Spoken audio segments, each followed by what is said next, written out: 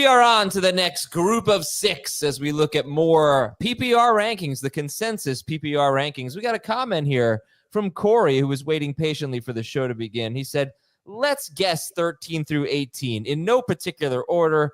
Brian Thomas Jr., Christian McCaffrey, Josh Jacobs, Kyren Williams, Drake London. Well, that's only 5 people, not 6. But you got 3 of them right, so I'm going to give you the wrong buzzer. Yes, Brian Thomas Jr. is in there, Christian McCaffrey is in there, and Kyren Williams is in there. Here is 13 through 18 in the PPR consensus rankings. Would you like a recap of 1 through 12? I think everybody would like a recap of 1 through 12. Do it. Bijan, Chase, Jefferson, Barkley, Lamb, Gibbs, Neighbors, Nakua, Achane, Genty, Nico Collins, St. Brown.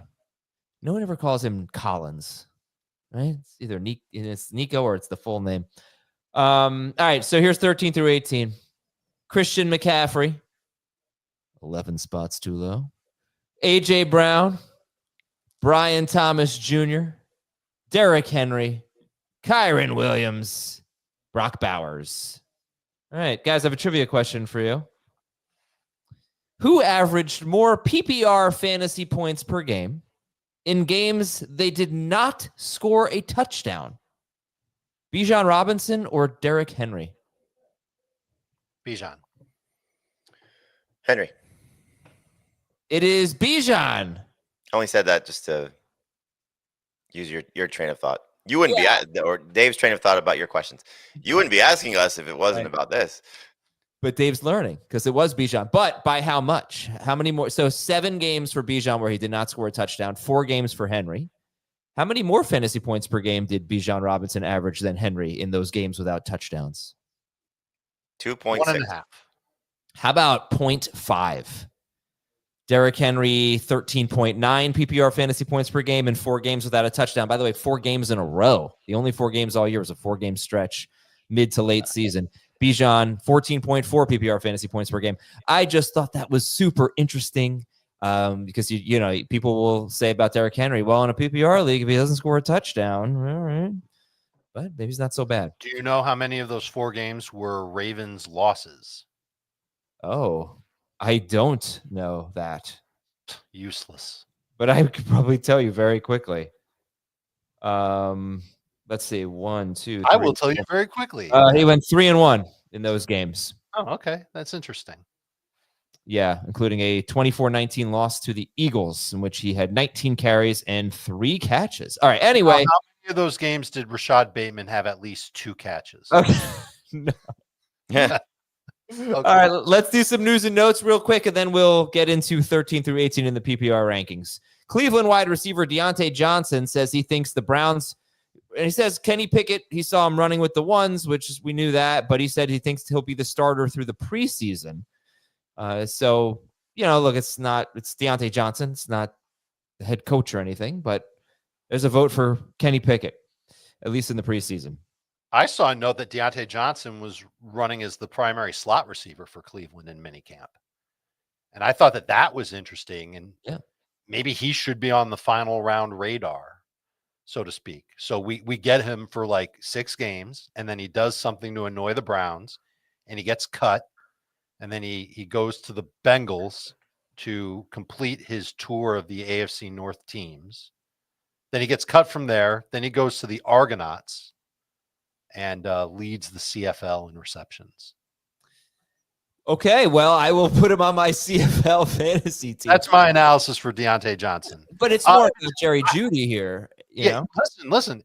If Pickett's the guy to begin the year, that's not going to be really good for Jeudy.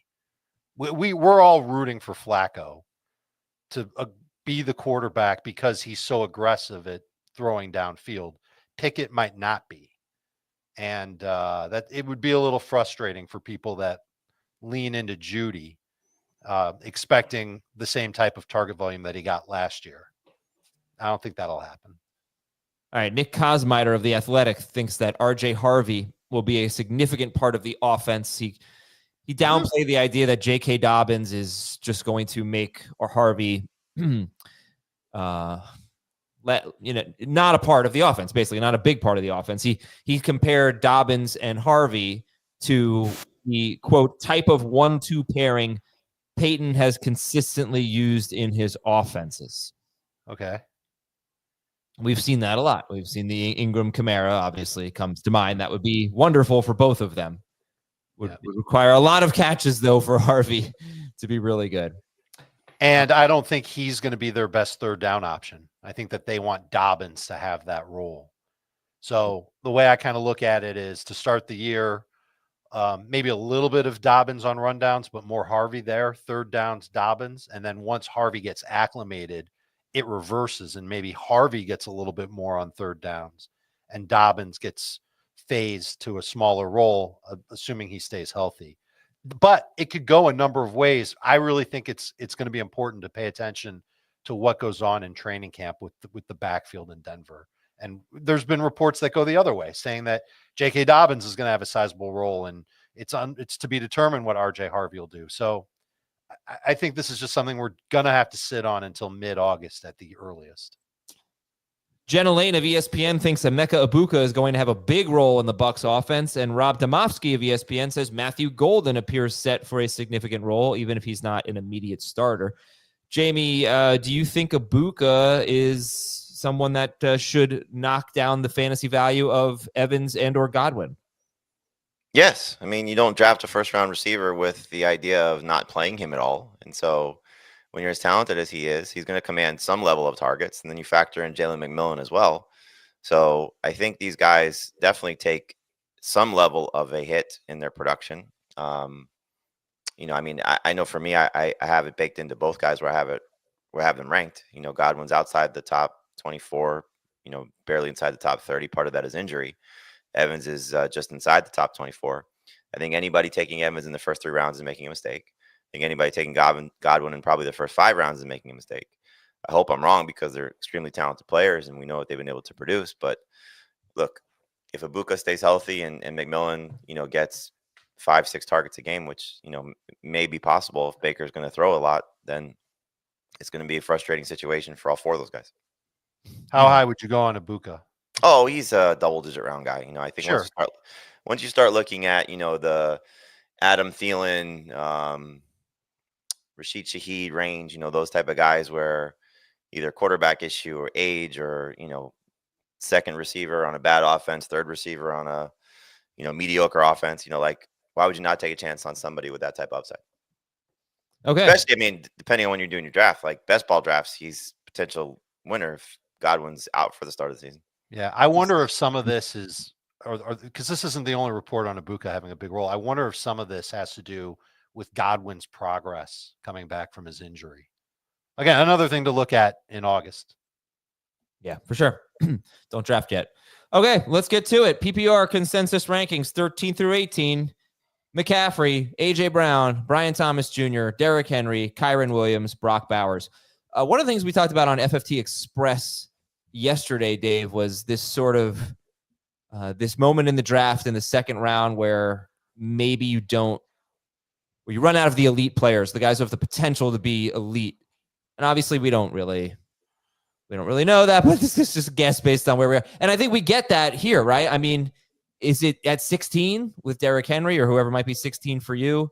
Maybe the tight ends should be considered there, and Bowers and McBride, who's not on this list. But we do get to the point in the middle of the second round where it sort of feels like there's a tier in just overall talent, right? Yes, but I don't want people to think that, if I don't have somebody in an elite tier that I think that those players aren't good. The term that I would use after elite is very good. And there's still players that are must starts in fantasy. I think everybody gets that. I just want to put it out there. For me, I want to try and get 2 of my top 16 players. So that cutoff for me is Brian Thomas Jr. and A.J. Brown. Guys after that cutoff, Josh Jacobs, Kyren Williams, a handful of other running backs, including Jonathan Taylor and the breakout running backs from last year. And then Drake London, Lad McConkey, T. Higgins. They're all very good. They're all fantasy starters. They all should be expected to get in the neighborhood of at least 15 PPR points per game. But I don't think they all have like 20 point per game upside.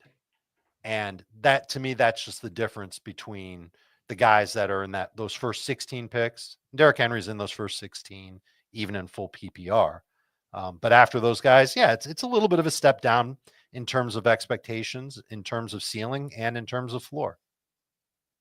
Jamie, how do you see it in terms of the, well, boy, we just said in terms of a lot, in terms of the elite tier of players?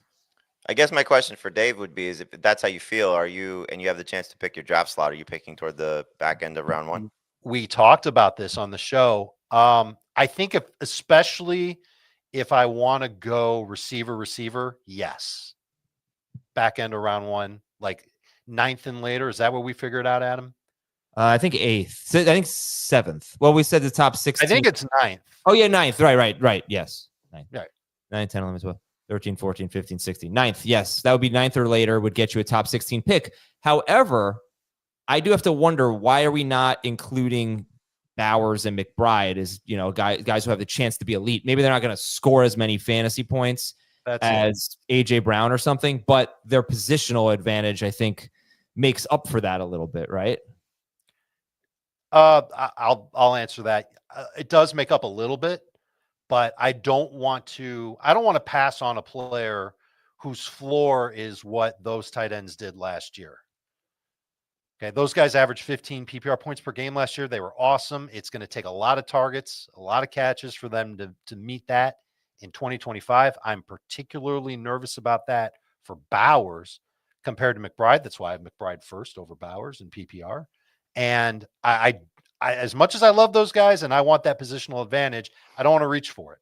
I'd rather go and get a running back or a receiver that has that type of floor of 15 PPR points, but has the upside to get me even more, especially because and maybe this is just me. Jamie, you can answer differently if you want. I love a lot of the tight ends that we can find late on draft day. And so I don't want to reach for one of the tight ends, because I want to get 2 of those other tight ends later on, round 10 plus, 9 plus, and try and strike gold with one of them. I was looking for the bleh, but I couldn't find it. Where's my... Why the bleh? The late tight ends. You love the tight ends you can get later. Worked out with Brock Bowers last year, dude. Loved it. Guess it's worked out plenty of times. You have to be right, obviously. You don't want to draft Tyler Higbee and then watch him suck for the first 4 weeks of a season or something like that. But even if you do, worst case scenario, you're streaming the position. You're looking for a guy that can get you 10. You're looking for a guy that can score you a touchdown and maybe get 6 targets in a game. It's a little bit more work than having a tight end that, is a must-start guy, but pretty sure George Kittle's a must-start guy, and I can get him in round 3 or round 4. Pretty sure Sam Laporta will be a must-start guy, and you can get him in round 4 or round 5. And then there's always those beautiful late-round tight ends. Just Bowers and McBride averaged more than 15 points per game last year with a combined 7 touchdowns on 300 targets. So, did they touch 16? No, it was like 15. No, 15.2 for McBride, 15.5 for Bowers, but McBride had 2 touchdowns. Bowers at 5. So I think you could see a scenario where they're scoring 17 points per game or something. Don't take away McBride's rushing touchdown. Okay, fair. All right, Jamie, how do you see... Oh, sorry, we should have gotten into McCaffrey by now, but how do you see just this argument about where the elite players end? It's a little bit deeper for me because I think the tight ends do factor into that conversation. So it's almost like 20 or 21 players. Oh, okay. So I don't necessarily cut it off at that spot, but like Drake London, for example, should be in this group for me, of guys being ranked here. And I wonder how much, again, Heath's rankings are probably significantly different, because I know he's much lower on Derrick Henry. He's probably a little higher than I am on Kyren Williams. And I know I think Dave and I are McBride over Bowers. So Bowers is probably a little bit higher than he is on Heath probably has Bowers a little bit higher on McBride. Yeah, very much. In the top 200. I just look at it like McCaffrey's, as we've discussed, a first-round pick if he's right. AJ Brown is not far off from the receivers that we talked about yesterday with Nico Collins and Amon-Ra St. Brown, and even Neighbors and Puka. I mean, you could see an easy path for Brian Thomas Jr. to be top 5 receiver if Travis Hunter's spending a lot of time on defense. And I mean, the Jaguars are doing a great job of trying to disguise what they're doing with everything that Liam Cohen has said throughout minicamp. And I don't know if you guys saw the social media post that they did when he signed his rookie contract. They sent out 2 of them. We have signed rookie wide receiver Travis Hunter to his rookie deal. We have signed rookie defensive back Travis Hunter to his rookie deal simultaneously. They're having fun with it, which is great. Henry, obviously, if he's Derrick Henry again, is a first round pick, and I think he will be in average draft position by the time we get to August. And then again, you throw in these other running backs of Kyren and Chase Brown and Bucky Irving and Jonathan Taylor and Josh Jacobs, as Dave mentioned. They're all sort of in a very close tier for me. So I think that's why they're second round picks for a reason. So that there's a chance for all these guys to be first round picks, borderline first round picks. It's just the sliding scale on how they sort of fall into round two. But especially McCaffrey, Brown, Thomas, Henry, and London, for me, I think you make a case that they're all first round picks. All right, we got to take a break. Derrick Henry, by the way, has been a top 4 running back on a per game basis in all 3 formats in 5 of the last 6 seasons. The exception was 2023 when he was disappointing, but top 4 per game, Derrick Henry in every format, non-PPR, half PPR, full PPR in 5 of the last 6 seasons. Okay, we'll be right back after this break. We'll talk about Christian McCaffrey after this. Here we go. The 2025 CBS Sports NFL schedule is here. 18 glorious Sundays. He's got his receiver touchdown. Filled with rematches. Oh, the play of the year. And rivalries. Touchdown, Bengals. Plus, plenty of superstar showdowns. And an epic matchup between the Chiefs and Cowboys on Thanksgiving. Clear your Sundays beginning September 7th for the NFL on CBS and Paramount Plus. Welcome back. Okay, so Christian McCaffrey is 13th, and he's I'm just going to talk about him separately. I do usually two at a time here, but McCaffrey, he just stands alone. He's just different, right? So, Jamie, you said if he's right, he's a first-round pick. Obviously, he's 13th in the rankings, so I don't think anyone's going to argue with him being a first-round pick. You and Dave both have him 12th. Heath has him 13th. But I mean, what's to say that he isn't right? I mean, every single report is that he is right. So honestly, why isn't Christian McCaffrey in the top 5? I think it's right now versus right 3 months from now, and that's the concern people have is, you got burned by him pretty badly last season and he's not younger. His offensive line has, maybe more concerns than he's had since he's joined the 49ers. And, it's fool me once, we've been down this road with him before. When he starts to get injured, it's not usually a 1-year thing. So I don't think your theory on it is wrong. Like, why would you not, if you're going to commit to him in the first round, why would you not commit to him early in the first round if you have one of those selections? If you're so convinced that he's going to do this, and then you start to compare him to the other running backs in round 1 and even the other receivers that have some question marks in round 1. So yeah, I think it comes down to where you pick and your confidence level on him, how quickly you want to pull the trigger on, let's say, Isaac Orendo, if you want to just make sure you handcuff this 49ers backfield, which is probably a smart thing to do. So yeah, he is a round 1 pick. He is Fantasy Pros ADP. He's 11th. Would not be surprising right now. Puka's 10. You could easily see that. Malik Neighbors is 9. You could just see him passing him there. St. Brown 8. Genty is, clearly going to have his, managers that are concerned about that. So could he climb as high as 7th overall? Absolutely. Would not be a shock if that to me is probably the cutoff, because I think the other 3 running backs will most likely go ahead of him, of Bijan, Barkley, and Gibbs, and Bijan on their ADP is number 1 running back. But yeah, I could see 7th overall, right behind CeeDee Lamb. Yeah, Dave, I was thinking about it this morning, right? Why? In the shower? No. I'm a night shower guy, but just to put this in perspective, how good has Christian McCaffrey been with the 49ers? So gets traded there in 2022. First game, he barely plays less than 30% of the snaps. Not a lot of work. The last 10 games of the regular season in 2022, he averaged 22.5 PPR fantasy points per game, 20.5, not half PPR, or 20 on the dot, half PPR fantasy points per game. So that's really good. 2023, he's the number 1 running back in fantasy. He averages 24.7 PPR fantasy points per game, 22.6 half PPR fantasy points per game. He scored 21 touchdowns, though, in 16 games. He doesn't get as much work as he used to get. He's not a 115 catch guy anymore. He's more like an 80 catch guy with the 49ers.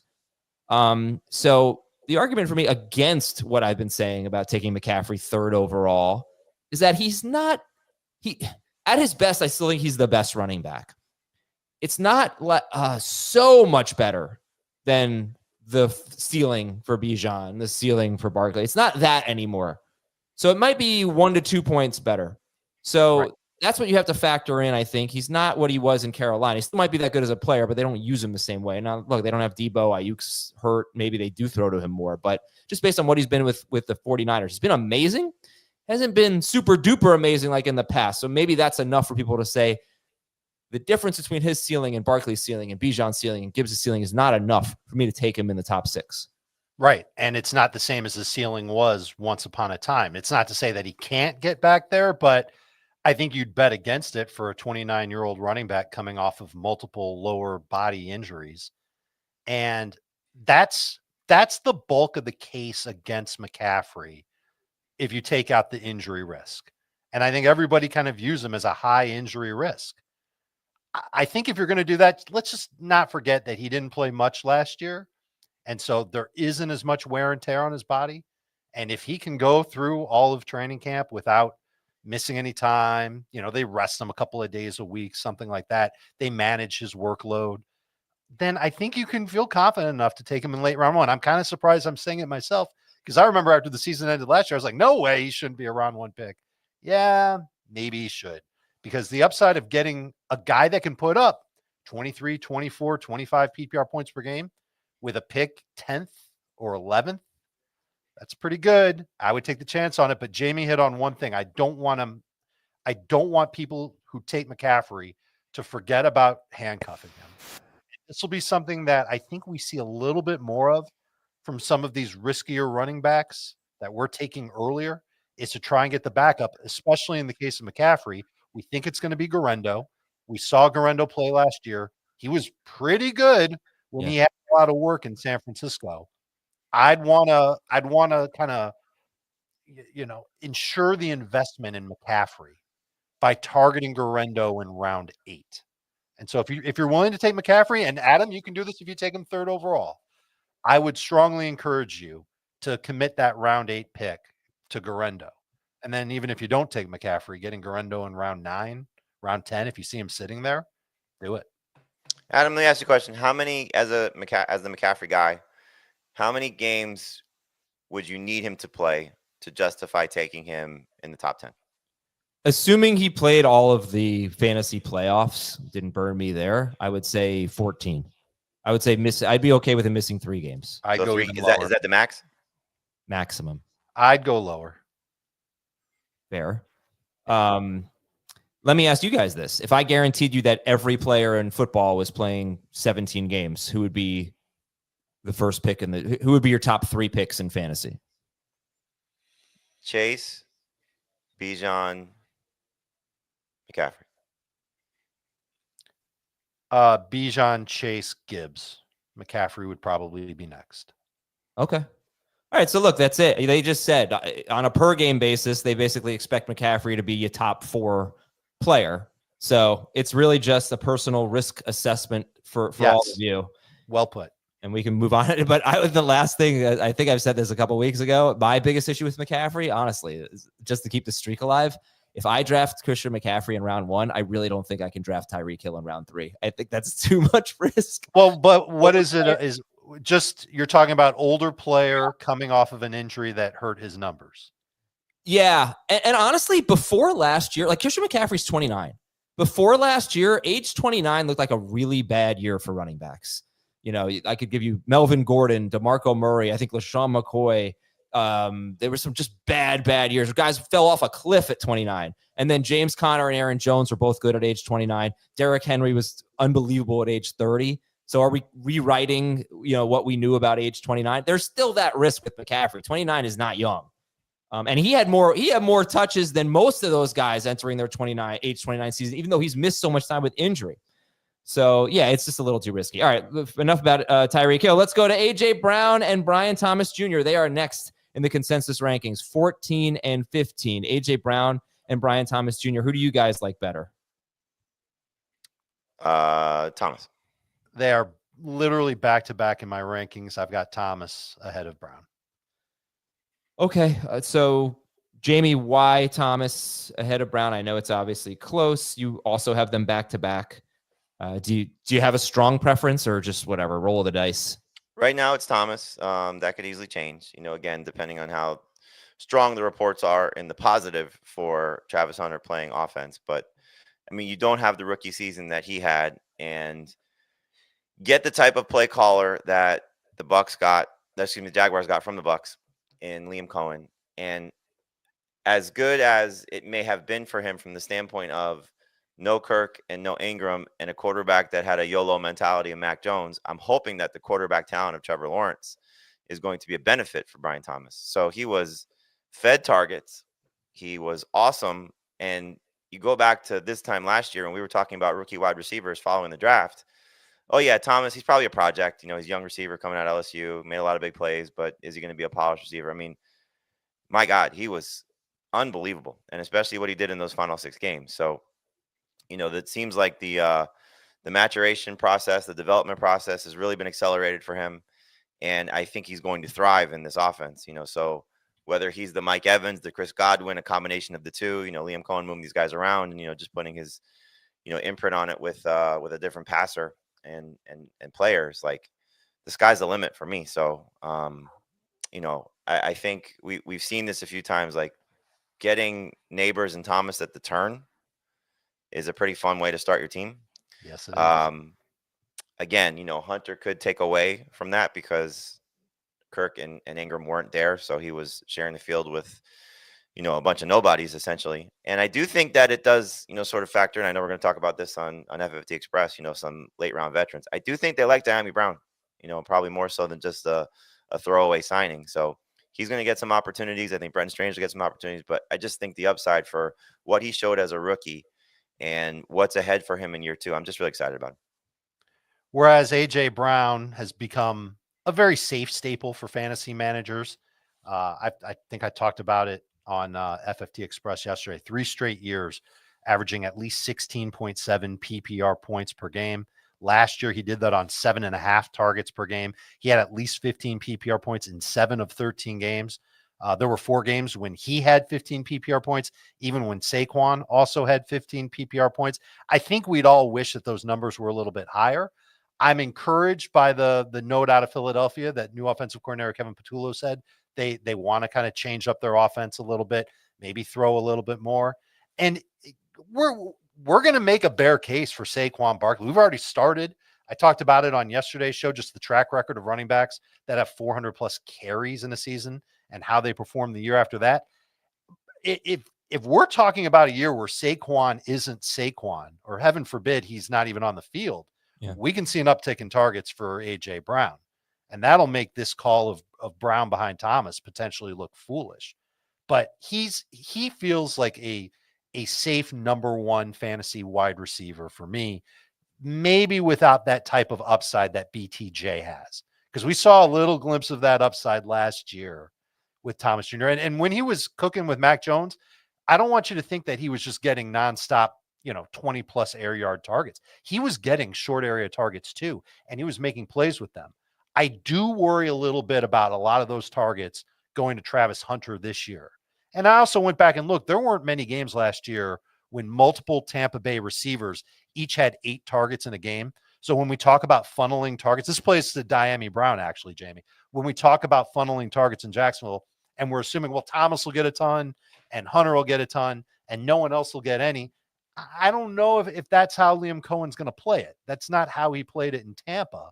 It does make me a little bit nervous, but what ultimately makes me feel better about BTJ is that his efficiency can get off the charts good. He could get better than how he was last year, and he could really round into the form of one of the most complete receivers in the NFL. And just if you want to look for an example on film of just how quickly he was able to adapt to the game, go look at his touchdown week 1 against Miami, heady play running the back line of the end zone. And it's with Trevor Lawrence at quarterback. I think that that's an example of what Brian Thomas Jr. showed us early on that let us know that he was a more complete receiver than we thought he was when he was a prospect coming out of LSU. That's one of my favorite throws of the season, actually. Not that I've watched every throw, but that Trevor Lawrence touchdown pass against Miami to Brian Thomas Jr. in week 1 is lost in time. An absolutely incredible throw. Like just brilliant play. Anyway, so Brian Thomas Jr., you guys do have ahead. And, I think, did you have him ahead of Malik Neighbors before the NFL draft? Just curious. Thomas ahead of Neighbors? Yeah. No. Okay. But Thomas was a solid round 1 pick for me. Okay. But so you moved him down a little bit after they took Hunter. You have to. Because I don't think there's any way he's going to average. What the hell did he average in his last few games? Last 4 games is on pace for 204 targets. Yeah, I don't think that's going to happen, Adam. Yeah, but that's true. I still think that between him and Hunter, they could have about half the targets on the team. Probably a little bit more than half. I don't think that's crazy to think about, but just a little, not a lot. He's also not going to average 5.7 targets per game. That's what he had weeks 1 through 11 before the bye. Okay. So I'll just give this number. The last 9 games of the year was when Christian Kirk got hurt. 159 target pace. Evan Ingram only played 4 or 5 of them. Whatever. It's not worth going through that. But A.J. Brown is worth talking about. Let me know if you guys agree with this. I feel like A.J. Brown is super safe. And if you're weighing in the second round, A.J. Brown versus a player that you're a little nervous about, maybe you're nervous about Kyren Williams or Josh Jacobs, you have your reasons, whatever, just take A.J. Brown. Because he averaged 16.7 PPR fantasy points per game last year, with the Eagles throwing for 3,500 yards, with him on pace for only 127 targets. The 2 years before that, he was on pace for about 150 targets. So that's almost, I don't know how he does worse than 16.7 fantasy points per game. He's been top 7 per game, exactly 7th per game in full PPR in 2 of 3 seasons with Philadelphia. I mean, he's just so safe, so reassuring. And if you're worried about that pick, just take A.J. Brown and feel good about it. Is that kind of how you feel? Fantasy Pros ADP is insane. What is it? 20. And there's a big difference between him being 15th in our, what is he? 14th in our. Sorry, 21. He's 14th and 20 and 21. That's just a big difference. And that's a steal. He's going behind. And again, positions obviously are different for every fantasy manager, but he's going behind Bowers, behind Jacobs, behind London, behind Irving, and behind Jonathan Taylor. If I recall, Fantasy Pros ADP is very heavy at running back. No, it also takes. I think it's heavy at wide receiver. Actually, it's heavy at wide receiver. What'd you say, Dave? It also takes underdogs best ball ADP into consideration. Okay. All right. So with that whole safe thing with A.J. Brown, I don't want to discount the upside. Because, he did finish as wide receiver 7 per game in both 2022 and 2023. But he's, almost 1,500 yards both years. One year he had 11 touchdowns. One year he had 7 touchdowns. I mean, one year he had 106 catches. One year he had 106 catches and 7 touchdowns. One year he had 88 catches and 11 touchdowns. But what if he had 106 catches and 11 touchdowns? And still that close to 1,500 yards? You probably got a top 5 receiver there. I don't know. What do you guys think the upside is of A.J. Brown? In this offense, I think he's probably 100 catches and 10 touchdowns. Yep. Wide receiver, what is A.J. Brown's upside? 6 or 7. I'd go a little bit higher than that if he's getting those kinds of numbers. And you don't have to look too far back to see the upside with him. I've got it in 13 games in 2023 with Devontae Smith and Dallas Goedert playing. He averaged 10.1 targets per game and had 19.5 PPR points per game. That was the year where Saquon was on the Giants, DeAndre Swift was on Philly. They threw the ball more. That just makes sense. If he's going to average 2.5 more targets per game, his numbers are going to go up a lot. Yeah. And so that's the bull case for A.J. Brown is, suddenly Philadelphia can't run the ball as efficiently as they did last year. And when they throw it, A.J. Brown's a hero. I don't know how likely that is. I wouldn't put a percentage higher than like 25% on something like that happening, but that's part of the upside case for Brown. And obviously the downside case is I don't even know what the downside case is. Adam, I said it. You said it. He's safe. Those last 3 seasons, his per game average, you can set your watch to it. All right, let's take a break and talk about Derrick Henry. When we come back, Derrick Henry, Kyren Williams, Brock Bowers. Who should go first in that group? We'll be right back. After a fiery opening weekend in the Big Three, the Walking Bucket and ISO Joe face-off, and more. Sunday on CBS and streaming on Paramount Plus. Derrick Henry, 16. Kyren Williams, 17. Brock Bowers, 18 in our consensus rankings. This is full PPR. Can you make a case for Kyren Williams to be the first in that trio? I mean, you certainly can. He's been awesome the last 2 seasons, and looking at his production in a contract year, there's 2 ways to look at it. He's going to, hopefully go crazy because he wants to get paid. And maybe the other side of that is the Rams are going to run him to the ground because they want to move on from him and not have to pay another running back and maybe follow the mistakes that they had with Todd Gurley. So I think the concern would be is they spend another draft pick on another running back that they seem to like a lot.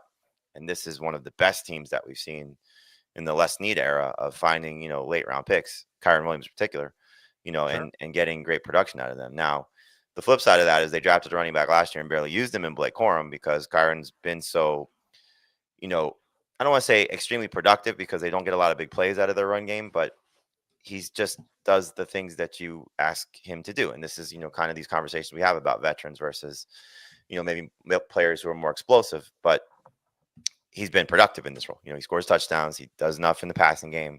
Fumbles a little bit at times, but still not enough. I think that's a hindrance to him. And clearly he's been their guy. And, you hear Sean McVay talk about it. I know I spoke to Kyren at the Pro Bowl 2 years ago, and this was coming off his first big season. He was just had come back, talk about a guy that loves to play football, came back to the Pro Bowl, clearly his first time. He had just broken his finger in the playoffs, if you recall. Came back and played in the Pro Bowl, a few weeks later. So kid's a baller and has been awesome. I don't think it's a shock to say that he can be among the touchdown leaders at the position and certainly can be, around that 20 point per game number that we love at that spot. He's got to be more effective, and he's got to hold on to the damn ball. He had 4 fumbles lost last year, including the one in the playoffs when they were down 1 point in the fourth quarter to start the fourth quarter against Philadelphia. And he coughs up the ball and the Rams couldn't recover. He effectively had the same amount of touches he had from 2023. He averaged fewer yards per carry, yards per catch, yards before contact, yards after contact, fewer fantasy points per game. He went from 21.2 to 17.0. He had a higher rate of negative rush yards, a lower rate of avoided tackles. And if he continues to fumble without improving his efficiency, and if the Rams really, I think one of the reasons why they didn't pull Kyren last year is because they didn't like what they were getting out of Blake Corum in practice. And they didn't see anything with Blake Corum. And clearly they're not in love with Blake Corum. Otherwise, I don't know if they would have drafted Hunter. Hunter's an interesting back. I don't think he's necessarily, a dynamo. But if he can come to camp and prove that he can handle some work, Sean McVay might not have a tough time sitting Kyren Williams. And you talk about the contract, and Kyren clearly is motivated for a new deal. Are the Rams just kicking it down the road? They keep saying we're close, we're close. I don't know how much that's going to end up being a factor. All I know is I don't feel like the same type of ceiling is there for Kyren as I did this time last year. He had a season, like I said, 21 fantasy points per game in PPR. That's what you're hoping for him doing in 2024. He fell by 20%. I wonder if that number comes down just a little bit more again this year. That's why he's a clear second-round pick for me and not one that I'm necessarily in love with. I would reluctantly take him in round 2, and I would also look to get Hunter. I don't have to reach for him in round 8. I think I can get Jarquez Hunter in round 10, round 11. To have in case there's a change at running back in LA.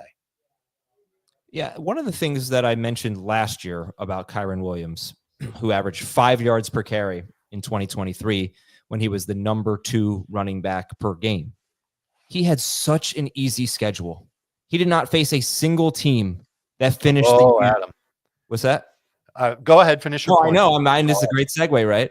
He did in 2023. Kyren did not face a single team that finished the season in the top 10 in yards per carry allowed to running backs. 8 of the 12 opponents he faced were bottom 10 in yards per carry allowed to running backs. It was so easy. And he went from 5 yards per carry to 4.1 yards per carry. And this is not a guy who hits big plays, as Jamie mentioned. It's not a home run threat. I think he had 2 carries last year of more than 20 yards. So, Dave, what were you? I know we have a segue here with the schedule. Sure. So you guys know that I like to study the defenses at about this time every single year. I finished my studying of all 32 defenses. I grade each defense both from, passing perspective, secondary, how they cover tight ends, how they cover running backs, how they do against the run. And I believe that Kyren Williams has one of the toughest early season schedules. And I don't think I needed to do a whole study to prove it. In the first 6 weeks, the only easy matchup Kyren Williams has will be against Tennessee and Indianapolis. And I kind of like Indianapolis's run defense. I think that they could be a tough unit. His other games are against the Texans, Eagles, Niners, Ravens. Think about those defenses. Texans, Eagles, Niners, Ravens. Those are tough matchups for any running back. He played against 2 of those teams twice each last year. He had 1 game with more than 13.2 PPR points, 1 game with more than 11.2 non-PPR points against the Niners and Eagles combined. So I am getting more and more nervous about Kyren Williams. I've got him ahead of Josh Jacobs right now. I could see myself changing that in the very near future and taking Jacobs, who doesn't have an easy schedule either, but I might like him better, just overall opportunity, talent, etc., over Kyren Williams. Kyren's Fantasy Pros ADP is behind Jacobs, Irving, Taylor, and he's behind those other guys for me. Yeah. Where do you have him? Yeah, where do you have him, Jamie? I am ahead of those guys for now. It's interesting is we are being really negative on Kyren Williams. All he's done is produce, right? Right. And that's the thing. And one other thing is obviously the Alaric Jackson, health status. Offensive line could be taking a hit if he's not there. Also, Dave, I'm not quite sure the 49ers scare me right now. Their defense is completely different than it was a year ago. Totally, I like the youth they added on the D line. I think it's actually I like the line, but obviously Fred Warner's a stud. But I like that Greenlaw, obviously with his injury, isn't there. D Winters will play. I'm not ready to rule out that Niners run defense as being one of the better units in the league. I'm not going to say they're top 5, but they're still going to be a tough out for him. It's also the return of Salah is going to help too. Yeah, big time. Good movie. But that'll be more effective for the pass rush than it will be for the run. All right, Jamie, tell me why Derrick Henry is not a first-round pick for you after he, I say this all the time, averages many PPR fantasy points per game as Bijan Robinson. He did that with only 19 catches. I mean, he's awesome. It's just a matter of how much longer is he going to continue to defy Father Time? And he keeps proving us wrong. The people like me who are, ageist and worry about these things and worry about him breaking down, and he just doesn't. And it's hopefully going to continue until he just decides to retire. But, the fact that he went to Baltimore, and this was the argument for him, was that his numbers the previous season, and really his entire career, but numbers previous season were so much more dramatic because of the lack of wins in Tennessee.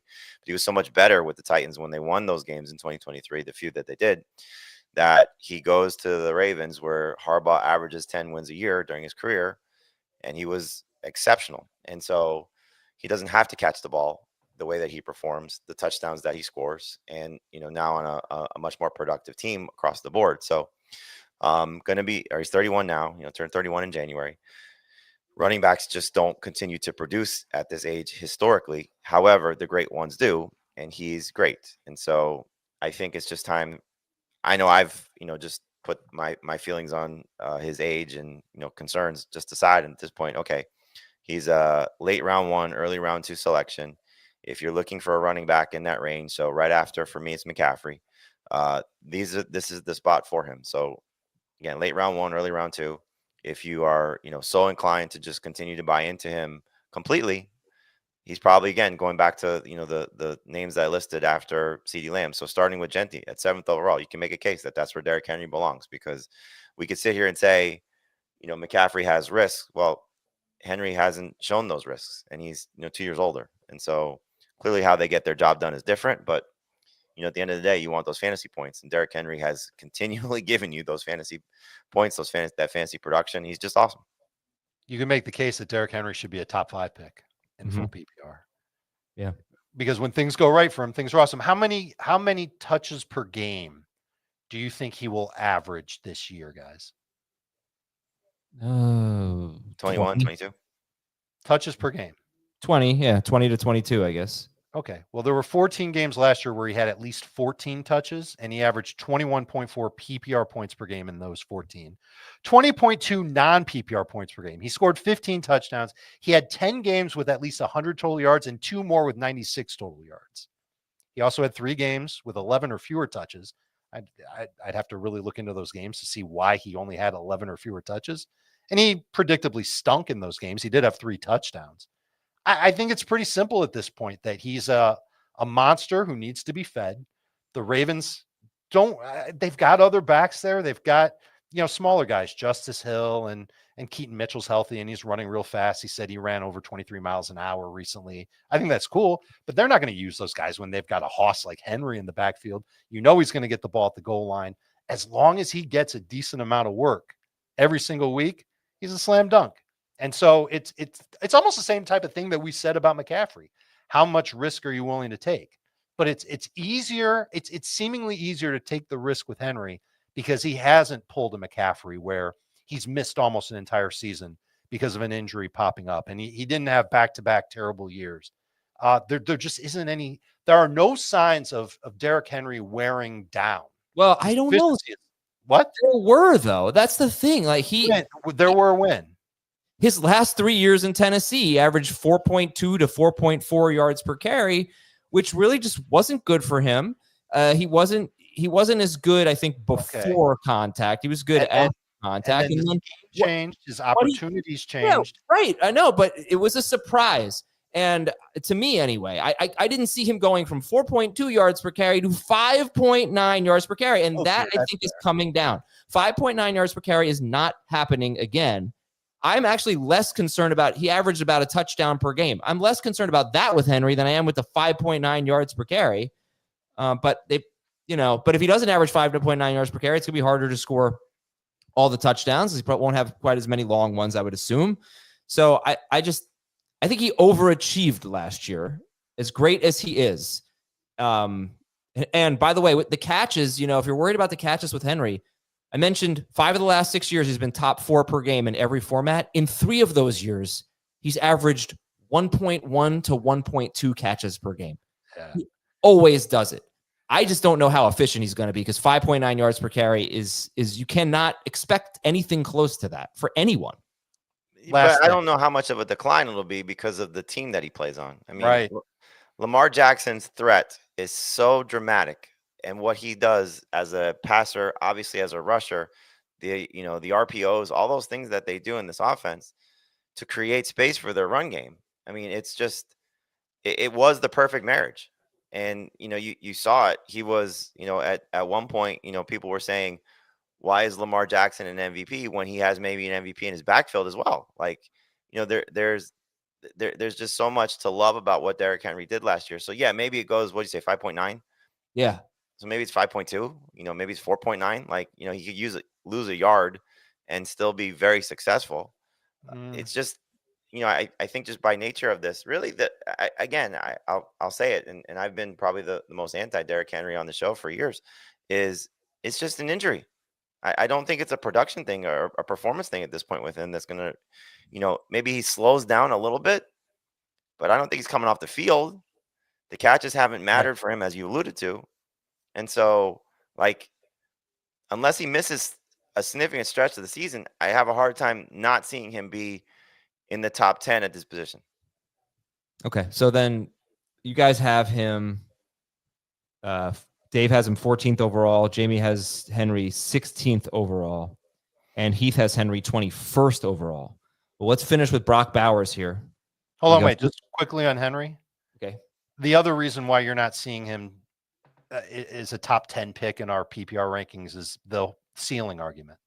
You never want to draft a guy too close to his ceiling.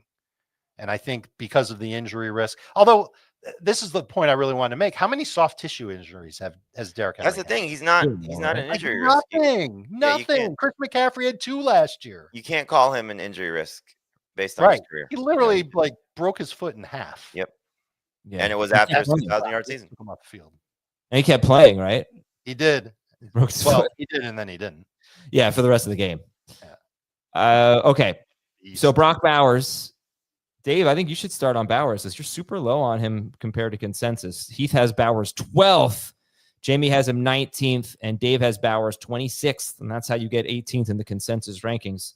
Not even a second-round pick for you, just after, and 1 spot behind McBride. Sure. Raiders were top 5 in pass rate last year. They didn't have a run game. Their defense was atrocious. They had to throw the ball a lot, and Bowers was that guy for them that bailed out their terrible quarterbacks. Game after game, 8.7 targets per game, 6.6 catches per game. It's all changing now. It's a different offensive scheme. It's going to be one that's going to be more run focused. That's going to bring down the number of pass attempts per game they're going to have. Their defense is going to be healthier. They should be schemed better than they were last year. That's going to give fewer opportunities for everybody in the offense, but certainly the addition of Genty and the dedication of the run that both Carroll and Chip Kelly will have will impact the amount of opportunities per game that Brock Bowers will give you. And so it's nitpicky, but he's going to be one player that I'm definitely not going to reach on. Certainly don't want to draft him close to what he did last year. I think McBride will catch more passes, provided that he stays healthy. And I just really believe that Bowers is a great talent, top 2 fantasy tight end, a stud. I don't want to reach for him, knowing that the entire environment has changed in Las Vegas. I don't even care. Like there's stuff out there about, well, Chip Kelly's never had a tight end in a prolific role in his offense. Like, dude, I don't care. That doesn't matter because Bowers is the best pass catcher they have. But he's not going to get quite as many opportunities as he did last year. Jamie, you're higher at 17th or 19th, was it? Sorry, on Brock Bowers. Yeah, I agree with what Dave said in a lot of that. I think the opportunities will be a little bit better, though, even if they come down from the target percentage, because I think the quarterback's going to be better. Geno Smith coming in, I think, is better as a proven quarterback than what he was dealing with last year. And yes, the environment has changed, but I think overall it's changed for the better. So you hope that, again, what he was doing was so raw last year, and now he has a better understanding of what his job is, what his role is, what the league is, what defenses are, that he just continues to show, as we see from a lot of these guys. Typically it's the breakout in year 2 at this position. Like, can you imagine if he somehow manages to get better? Like, this is a kid that, showed one of the best rookie seasons ever at this position, and really one of the best rookie seasons ever, period. In any position, offensively. It's hard not to buy into the talent and what he still can be and continue to become. So I don't want to take him in round 1. I think, Heath is definitely drafting him at a ceiling if he's taking him at 12. And I think Trey McBride's going to see not a spike in touchdowns, but a bump in touchdowns. And I think what we saw at the end of last year, where they were trying to feed him the ball in the red zone and trying to get him more involved in that aspect of the game, somewhat carries over this year. So I think the touchdowns will be closer, if not in his favor. Not that Bauer scored a lot, but I think, there's a reason that these 2 guys should be drafted even ahead of Kittle. And I'm a big Kittle guy this year. I think he's a round 3 pick. If they hit to their ceiling, like, we could be talking about the next Kelsey, Graham, Kelsey, Kittle. These guys could wreck fantasy. You said it, Adam. Like, the position edge you get with McBride and Bowers could be so dramatic. Like, we're talking about these guys as first-round picks in 2026. And you guys have McBride 1 spot ahead of Bowers, both of you. Heath has Bowers 12th, McBride 23rd. The way I see it between those two is they were pretty much dead even last year, with both of them having bad touchdown luck. Obviously, McBride being in his 3rd season and Bowers being in his 1st season, people are going to favor Bowers in that side of the argument. But as you guys just laid out, so much has changed for Bowers. And is it positive? Is it negative? That's up for you to decide. Yes, he gets the quarterback upgrade. He gets the coaching upgrade. But also, the Gentry factor, the run heavy nature of Pete Carroll, I think that's a little bit overrated, but it's a lot more than, fourth most pass attempts in the NFL last year for the Raiders. It's a lot more run heavy than what the Raiders were last year. Nothing's really changed for McBride. Like Marvin Harrison having more confidence and Marvin Harrison putting on weight, which may or may not be a good thing. It's just nothing changed for McBride. And McBride's done it 2 years in a row because after Ertz went down in 2023, McBride was unbelievable. So is that kind of what you guys are thinking, why McBride is ahead of Bowers for you guys? Exactly. Yes. Albeit one spot for you. Okay. And I guess the last thing I would say, does this matter at all to you? Going into his second season, Kyle Pitts was the 33rd pick in ADP on Fantasy Pros. He had a terrible second season. He only played 10 games. He had 356 yards. Going into his second season, Sam Laporta was the 32nd pick in Fantasy Pros ADP, almost identical to Kyle Pitts. He did not have a terrible season, but he was the number 9 tight end per game after being the number 3 tight end per game the year before. Brock Bowers is currently, I think, 18th actually in Fantasy Pros ADP, so that's a round and a half ahead of Pitts and Laporta. But those two guys were coming off terrific rookie seasons, not as good as Bowers, I know. Had high ADPs, round 3. They were brutal. So if you're going to use the Pitts comparison, you have to think that Geno Smith is a downgrade from the quarterbacks that the Raiders had last year. And the only reason I say that is because Pitts went from Matt Ryan, who was a guy that Arthur Smith trusted and threw the ball a lot more, to the crap that he went to in year 2 of Desmond Ridder and Taylor Heineke. And they also added Drake London that year. And he had 117 targets, Drake London, as a rookie. Fair. I don't think Jack Besh is the same prospect. It's not Besh. It's Thornton, and I don't think Thornton is the same type of prospect. The common thread between Pitts and Laporta is injuries. Pitts got hurt in season. His knee was messed up. I don't know if he even recovered from it 2 years later. And Laporta was banged up to start the year, and then once he started to feel better, his numbers went up. Yeah, all right. I just want to throw that out. It's probably you can get a little bit of trouble trying to make all these comparisons. And that kind of came up, actually. Bowers is a stud. Yeah. That kind of came up earlier in the show where someone in the chat said all the arguments you're making against McCaffrey, you were making against Barkley last year, which is somewhat true. And I guess one thing I would say is all the arguments we're making against Derrick Henry, we were making against Derrick Henry last year. But just because they were wrong last year doesn't necessarily mean they're going to be wrong again this year. It's, this worked out in 2024, so it's going to work out in 2025. Right. I mean, if there was evidence on film that Derrick Henry looked a step slower toward the end of last year, I think we'd recognize that, and we would absolutely factor that in. But there really isn't any sign of that. I want to try to read a couple emails here, except I haven't gone through them, so I'm just going to pick some from my inbox. This one is from Ty, from a city west of Seattle. West of Seattle. Mm-hmm. Shanghai, China. Dear Andrew, Miles, Aaron, and TJ. Those would be Pacers. Who are some players that their value is so tied to volume that in half PPR, their value actually falls significantly? So I guess that's target volume. Yep. Or carries. But in half PPR, those guys would go up in half PPR. The guys whose carries are, unless you're saying they don't get a lot of carries. I don't know there's a lot of guys that fit this description, but who are some wide receivers that catches, we should say, are so important that their values drop significantly in half PPR, or tight ends? Oh, I'm sorry. I misread the question.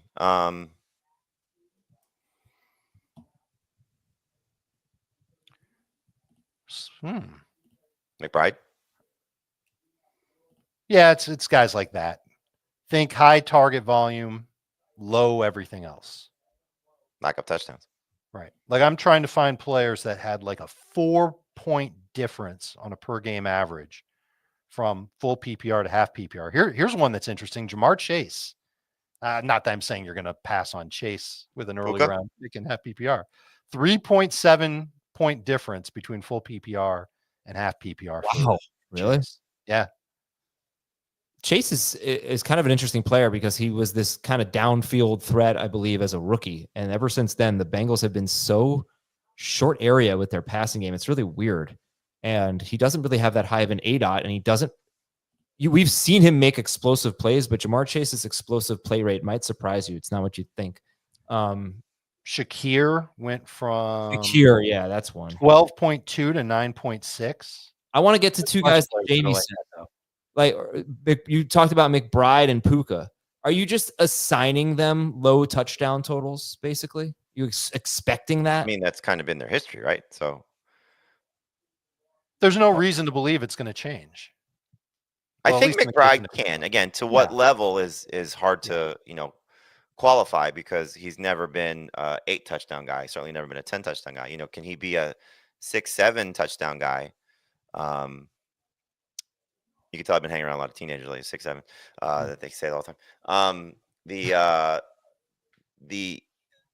The way that he has gotten his numbers done has been high volume receptions and the yards. So Puka, the same thing. Was he scored 9 in his career? Yeah. So, I think so. It's not a lot to 10 if you include rushing.